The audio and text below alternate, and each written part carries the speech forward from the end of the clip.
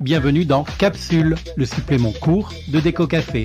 À intervalles réguliers, nous voyagerons avec une icône du design autour de son histoire.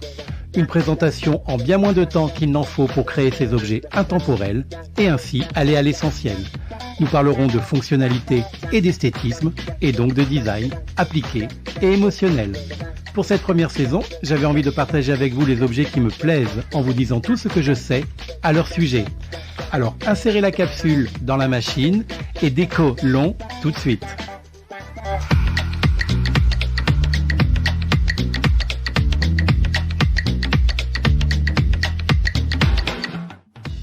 Si je vous dis Britney Spears et son clip Stronger, iRobot, Batman The Dark Knight, Terminator Genesis, Kingsman The Golden Circle, Dr House, Westworld, New York Unité Spéciale. Vous n'y verrez peut-être pas immédiatement de points communs et pourtant, vous allez très vite comprendre et faire le lien. Toutes ces séries, films ou clips vidéo utilisent une pièce de mobilier bien particulière, soit en simple élément de décor ou en accessoire de premier plan. Il s'agit de la chaise Navy, de la marque Emeco, la star des films policiers, des scènes d'interrogatoire et de nombreuses chorégraphies. Vous ne voyez toujours pas ? Allez, je vous invite à parcourir les quelques images que j'ai publiées sur le compte Instagram de Déco Café Podcast, dans le post rattaché à cette capsule, pour sans doute vous rendre compte que vous connaissez cette chaise mythique du design du XXe et du XXIe siècle. De son vrai nom, la 1006, ou plutôt la 1006 en version originale, il s'agit d'une chaise en aluminium créée aux États-Unis par le designer Wilton C. Digges de la société Emeco, Electrical Machine and Equipment Company, en 1944 à Hanover en Pennsylvanie. Elle a donc aujourd'hui presque 80 ans. Avant de devenir une chaise au design iconique, utilisée dans les restaurants haut de gamme et par bon nombre d'architectes d'intérieur, la chaise Navy n'était, comme bien souvent, qu'un moyen fonctionnel d'atteindre des objectifs purement techniques. En effet, pendant la Seconde Guerre mondiale, l'Américain Wilton C. Digges se voit confier une délicate mission par son gouvernement. Créer une chaise suffisamment solide, résistante à l'eau et à la corrosion de l'air marin, ainsi qu'à la corpulence de robustes Marines pour équiper les navires et les sous-marins de guerre. Elle devait également survivre à un souffle de torpille sur le côté des cuirassés. Autant vous dire que ce n'est pas le genre de commande que l'on reçoit souvent dans le monde du mobilier, même industriel. Le cahier des charges de l'époque est complété par une exigence de légèreté et, critère également très important, la chaise devra être totalement dépourvue de propriétés magnétiques afin de ne pas dérégler les appareils de bord et empêcher le repérage des radars ennemis. Des contraintes aussi nombreuses que précises, ne laissant alors que peu de place au choix de sa composition. La chaise devra forcément être fabriquée en aluminium et anodisée de surcroît pour répondre à la demande. Cette matière sera d'ailleurs recyclée à près de 80%, une première pour l'époque. Notre bon vieux Wilson collabora pour ce projet avec la compagnie Alcoa, Aluminium Company of America, troisième, encore à ce jour, plus gros producteur d'aluminium au monde, qui se trouve à Pittsburgh, également en Pennsylvanie. En design, la vie est souvent bien faite. On peut d'ailleurs penser que cette nouvelle aventure créative inspirera moins de 10 ans plus tard l'avènement de l'utilisation de l'aluminium dans la fabrication de mobilier métallique industriel. Alors jusqu'à présent, on comprend très bien la dimension fonctionnelle de la future chaise militaire, mais rien de bien sexy ne semble transpirer sur le papier côté esthétique. Pour concevoir sa chaise ultra robuste, Emeco embauchera des artisans locaux afin de garantir une production en série et la supervision et la réalisation de nombreuses étapes à la main. Complexe à fabriquer, la 1006 va donc devoir traverser 77 manipulations jusqu'à sa sortie d'usine, passant par la découpe, l'assemblage par soudure, les différents traitements thermiques destinés à rendre la matière plus dure que l'acier et bien d'autres finitions. Le processus d'anodisation va ensuite protéger, renforcer et faire briller sa surface tout en la rendant dure comme du diamant. Enfin, la dernière étape, et là ça devient un peu sexy, et non des moindres, renferme le secret de son assise si confortable. Une empreinte en creux est moulée dans l'assise de la chaise. On dit qu'elle aurait été inspirée par le galbe des fesses de Betty Grable, l'emblématique pin-up américaine de la Seconde Guerre mondiale. Comme quoi, tout cela resterait cohérent finalement. À l'heure actuelle, le processus de fabrication de la chaise 1006 reste inchangé depuis 1944. La chaise Navy a en effet une durée de vie de 150 ans et elle est garantie à vie. Lors du lancement de ce que l'on appellerait aujourd'hui un marché public, l'armée américaine avait consulté plusieurs autres entreprises pour les mettre en concurrence. La petite histoire dit que Dingus aurait, pour prouver la qualité de sa création, jeté la chaise Navy depuis la fenêtre d'un 6e étage et qu'elle était toujours intacte à l'atterrissage malgré quelques égratignures négligeables. Suite à cette démonstration pour le moins théâtrale, et parce qu'elle dépassait même les exigences de départ, c'est bien elle qui sera retenue par la marine.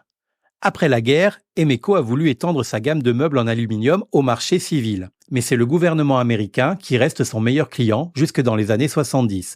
L'usine fonctionne donc à plein régime et ses chaises phares équipent en plus des navires, les prisons, les hôpitaux et les commissariats. Seulement, il y a toujours un mais, l'argument qui a fait le succès de la chaise Navy va se retourner contre elle, parce qu'elle est tellement résistante qu'on n'a pas besoin de la remplacer. C'est dramatiquement logique. Les ventes chutent alors considérablement, et notamment à la fin de la guerre froide. En 1979, Jay Buchbinder, un ingénieur californien de chez Herman Miller, passionné de chaises, vient à la rescousse de Emeco, en difficulté. Lui-même propriétaire d'une fabrique de mobilier pour les chaînes de fast-food, il voit tout le potentiel de la chaise Navy et rachète l'entreprise. Il faudra attendre 2 décennies et la fin des années 90 pour assister à l'avènement du mobilier industriel et au redressement de Emeco. Se refaisant progressivement une santé, le chiffre d'affaires et les effectifs de l'entreprise tripleront dès 1998. Un tel redressement ne passant pas inaperçu, les créateurs de tous bords commenceront à s'intéresser à la chaise emblématique. Giorgio Armani en commandera par exemple un nombre conséquent pour ses magasins et des designers comme Philippe Starck ou Terence Conrad en achèteront également pour équiper certains de leurs projets comme le Paramount Hotel à New York. Et là, j'aurais plutôt dû prononcer Paramount Hotel de New York. D'autres comme Norman Foster, Konstantin Grsic et Jean Nouvel collaboreront à leur tour avec Emeco. La 1006 atteignit alors son statut de rétro-chic et dès lors, tout le monde s'arrache la chaise devenue mythique et emblématique de son époque. Philippe Starck reviendra d'ailleurs une deuxième fois vers elle dans les années 2000 pour en créer une version mise à jour, la chaise Hudson. Et en 2001, la Navy Chair originale fait même son entrée au MoMA de New York. Une véritable consécration pour une chaise qui, au départ, n'avait que pour seule ambition de résister à la corrosion et aux torpilles prises sur les flancs. En parallèle, les chefs décorateurs des plateaux sont séduits et elle débute une carrière inattendue au cinéma et à la télévision. On la croise ainsi dans de nombreuses séries télé comme Sex and the City, Dr House ou la franchise des Experts, mais aussi au cinéma, dans The Dark Knight de Christopher Nolan, où Batman se confronte au Joker, ainsi que dans Matrix et bien d'autres scènes d'interrogatoire du 7e art. Utilisation qui lui vaudra d'ailleurs confirmation de son surnom de chaise de prison, notamment dans les conversations en Europe. C'est ainsi que peut-être, sans la connaître ou la reconnaître, vous l'avez néanmoins inévitablement déjà croisée au moins une fois sur un écran depuis votre canapé. Et ce qui est sûr, c'est qu'à partir d'aujourd'hui, si elle est présente, vous ne la raterez plus. On continue à avancer dans les années 2000 jusqu'en 2006 où Coca-Cola a entamé une collaboration inattendue avec Emeco pour créer à partir de la 1006 originale une chaise dorénavant fabriquée à base de bouteilles de soda recyclées, entre autres, qui sera lancée en 2010. C'est la vague de l'éco-design. Elle sera baptisée Navy Chair 111 ou Triple One parce qu'il faut 111 bouteilles pour la fabriquer et elle est, comme sa grande sœur, compatible intérieur et extérieur, mais à la différence du modèle initial, elle est déclinée et proposée en 6 coloris lors de son lancement et 11 couleurs différentes à l'heure où je vous parle. Preuve que cette pièce initialement créée pour répondre à des contraintes de conditions extrêmes a su séduire au-delà de ses objectifs initiaux et devenir incontournablement sexy pour s'imposer comme icône du design d'abord industriel, puis décoratif et dorénavant écologique. De nos jours, les Navy Chair 1006 et Triple One sont toujours fabriqués par Emeco aux USA et distribués dans le monde entier, toujours garantis 150 ans, du moins pour le modèle 1006. La société Emeco fabrique et commercialise également toute une collection d'autres mobiliers. Elles sont, comme tout design success, très copiées et imitées, mais évidemment sans aucune garantie de quelque sorte ni qualité. Pour des raisons d'éthique évidentes, je ne saurais trop vous conseiller, si un jour vous en aviez envie, d'investir dans une vraie plutôt que dans une copie.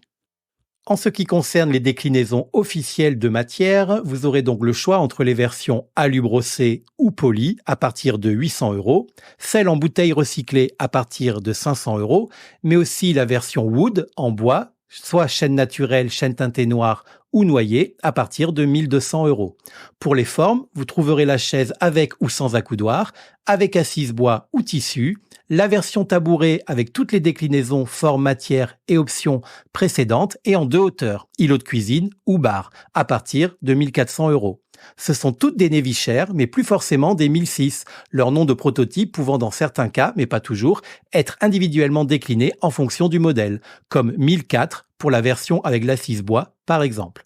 Évidemment, ce n'est pas donné, j'en conviens, mais vous en avez l'explication en partie. On est sur du design iconique de qualité premium. C'est donc, comme souvent, plus une question de moyens et d'intérêt. À La Réunion, et à ma connaissance, vous pouvez les commander et vous les procurer auprès du magasin C'est Clair ou de la société ABCD Mobilier, situés tous deux à Saint-Denis. Mais ce qui serait drôle, c'est qu'à l'écoute de ce podcast, l'une ou l'un d'entre vous se rende compte qu'il possède déjà un exemplaire de cette célèbre chaise depuis des années, sans jamais avoir soupçonné qu'elle ait une vraie valeur historique, industrielle, esthétique et du coup financière. Si vous saviez le nombre de fois que cela arrive. Au fait, je vais faire mon Steve Jobs. One more thing. Les meilleures années, Emeco fabrique plus d'1 million de chaises par an. Pas mal, hein? Et la Nevicher 1006 Original pèse toujours moins de 4 kg depuis sa création. 3 kg 200 exactement. Encore un atout de poids. Lol. Pour finir, la société Emeco est aujourd'hui dirigée par Greg Buchbinder, le fils de Jay, qui en a repris les rênes en 1999, date depuis laquelle tout va de nouveau bien pour elle. Voilà, je retire cette capsule de Déco Café de la machine pour aujourd'hui et je la remplacerai très prochainement. Si vous avez aimé l'arôme de cette émission, n'hésitez pas à vous y abonner et à la recycler à l'infini en la partageant autour de vous. Je vous invite également à la noter et à la commenter sur votre plateforme d'écoute préférée. Ça m'aide beaucoup tout en me faisant très plaisir. Je vous donne également rendez-vous dans quelques jours pour un nouvel épisode au format classique de ce podcast. En attendant, vous pouvez consulter les notes de l'émission pour compléter son contenu et visiter les comptes Instagram DCB Interior Design et surtout Déco Café Podcast pour retrouver les posts qui illustrent cette capsule. Allez, on la retrouve à toutes.